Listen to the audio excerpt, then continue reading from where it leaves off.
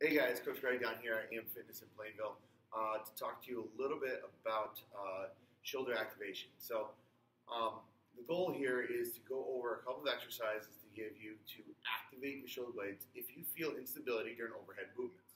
A lot of people have what they think is what they consider a weakened scapula due to weak serratus anterior. Now, the true weakening scapula is actually a nerve issue, impingement of the long thoracic nerve.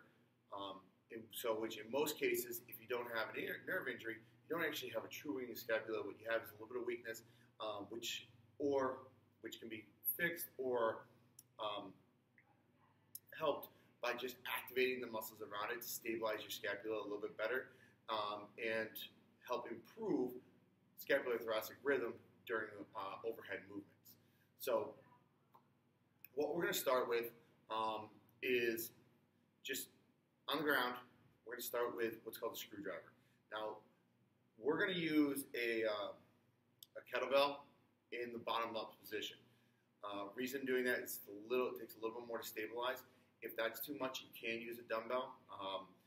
Again, the goal here is to turn on the muscles, so a little instability is good, but not so much that we can't control it. So what we're going to do is we're going to lay down on, say we're trying to activate my left side. Okay, I'm going to lay down on my right side. Okay, bottom leg straight, top leg's going to cross over just so I have a nice square hip position. Stay there. Okay, I'm going to bring the kettlebell up, bring myself to stabilize it above that shoulder. Okay, so now I'm square to the floor. What I'm going to do is push that kettlebell up as high as I can. I'm going to turn corkscrew. Okay, so I'm just showing the screwdriver right in. I'm going to screw it into the ceiling. Back and forth.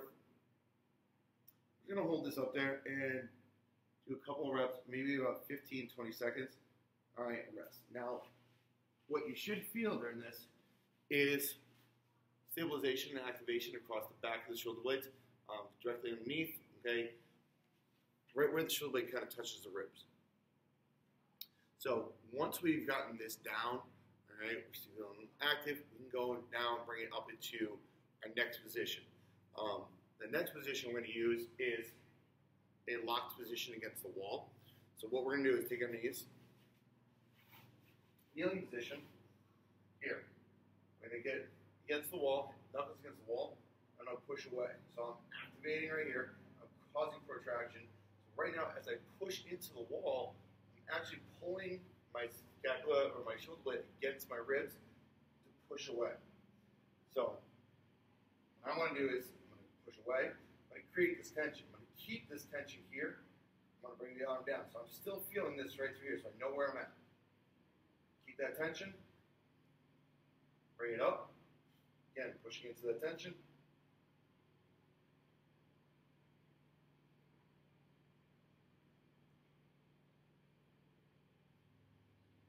Motions up and down.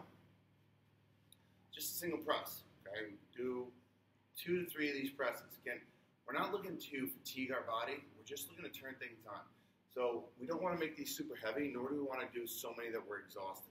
All we're trying to do is get that those muscles around the shoulder blade, get a little tension on them, and get them to activate and pull the shoulder blade against the ribs, so that when I go to do overhead pressing, the first thing my shoulders do is they don't want to pop out. They want to stick in tight because they've been shown and turned on. So this could be good for most people. We want to take it beyond that, get a little more. We can go from that activated position against the wall. All right. So I have my activated position against the wall, pushing in. Now I'm just going to take this down and try to maintain that same position.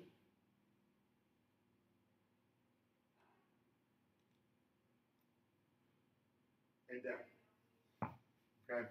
So by taking my arm off of the wall, I've now figured out where my body should be.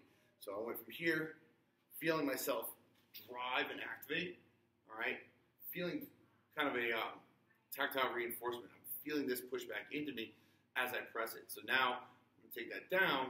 As I press, I'm still trying to keep that same tension in my shoulders and against my rib cage, to learn to move the weight more effectively without having to have that tactile reinforcement. All right. So